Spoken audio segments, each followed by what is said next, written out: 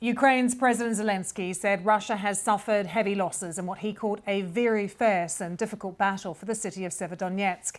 In his nightly televised broadcast, he said in many respects the fate of the Donbas region of eastern Ukraine was being decided there. The regional governor says Russian forces now control most of the city, with Ukrainian fighters only in control of the industrial areas on the outskirts of Severodonetsk. Our correspondent Joe Inwood is in Kyiv and has more now on why this is such a strategically important city.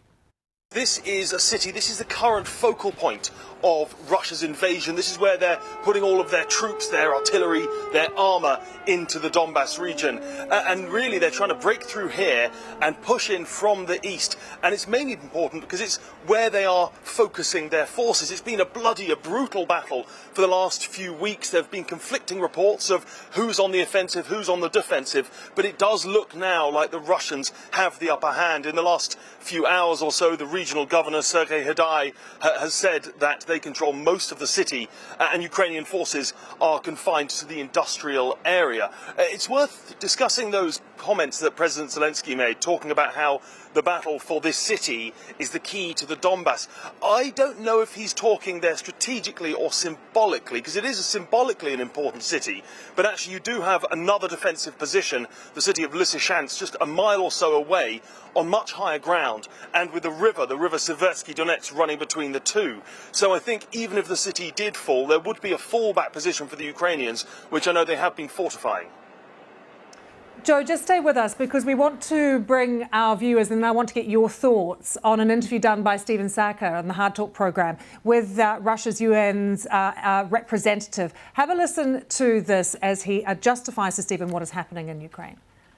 Nobody promised to deliver it in 3 or 7 days, as some pundits are saying now, that the Russian special military operation stalled and is not progressing at the pace that was initially envisaged. But the progress is being made, that's clear. One of the reasons of the so-called slow pace is that we are not targeting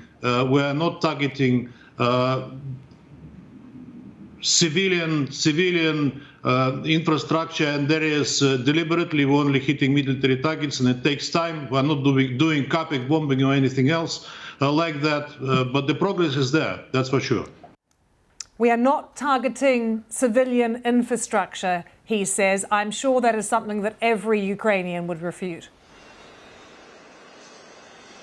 Yes, absolutely. Indeed, I've just been looking at pictures of areas around the Donbas where civilian infrastructure has quite clearly been targeted. I was looking at pictures of a school burnt to the ground, of people's houses completely destroyed. I must say, I think there's a number of points that the ambassador made there that people would refute. Also, this suggestion that they're going slowly and they didn't plan to do this in 3 days.